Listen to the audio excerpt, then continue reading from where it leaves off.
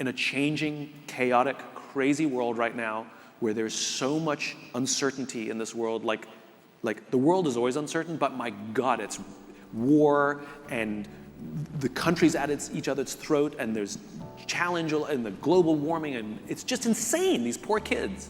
And they have no outlet. They don't know how to deal with it. It's a challenge for all of us, is how do we hold space for them? And the problem is they don't even recognize when we're doing the right thing for them.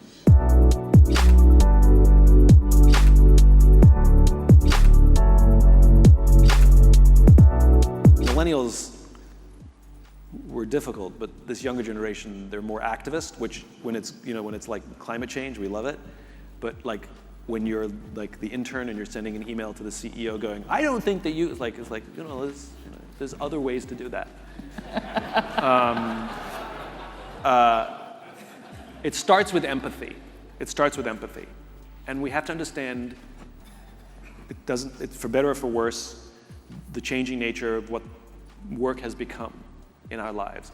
If you go back a bunch of decades, it used to be that you got your sense of purpose from church, you got your sense of community from bowling league, you knew your neighbors, you barbecued with them on the weekends, and work, I was loyal to work and work was loyal to me.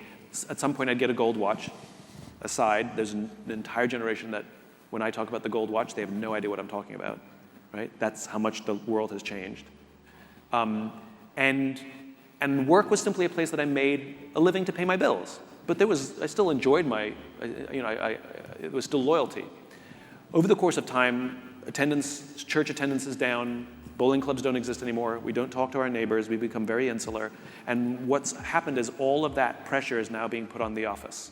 I now expect my company to be the place where I get my purpose, the place I get my friendships, the place I get my community, the place I get my social life. Now we've also added the place you have to agree with all of my politics, right? That's a new one. And it's even now, especially during COVID, it's gone up even higher, especially for this young group, where you also have to be my therapists, my therapy. I'm going to bring all of my problems to work. And where the idea of emotional professionalism seems to have gone away.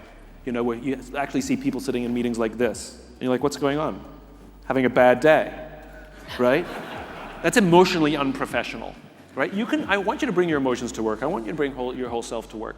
But for the same reason that we exercise emotional professionalism in other aspects of our lives, we also do it at work. So one of the struggles of this young generation is they are not equipped on how to deal with stress.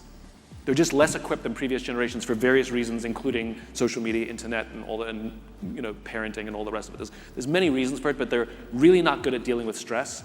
They're really bad at dealing with confrontation. They're so confrontation avoidant that they would rather ghost someone than break up with them after dating them for 6 months, right?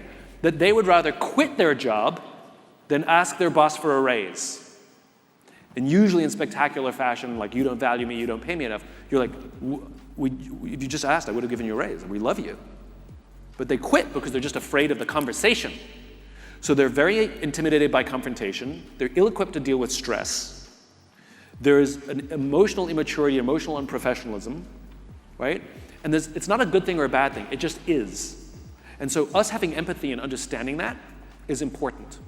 And so it raises the question, how are they dealing with their stress? Not well. And so there's a new phenomenon that I'm seeing happening in a lot of offices where, especially young people, are finding the one or two the empaths on the team, and they're going to them with all of their problems. And it's not the traditional, I hate my boss, I hate my job. Venting about work is fine, I have no issue with that.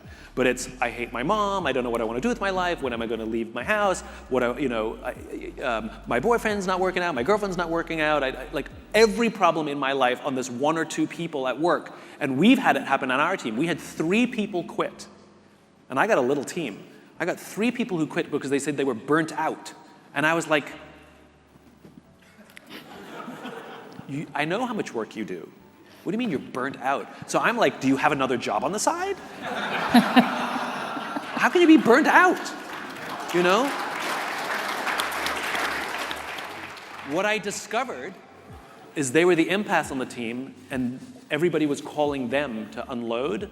They were burnt out because they were taking on everybody's stress and they were exhausted. They couldn't take it anymore and they just quit. And when I talked about this publicly, I had a 23-year-old come up to me in one of the companies and said, I do that.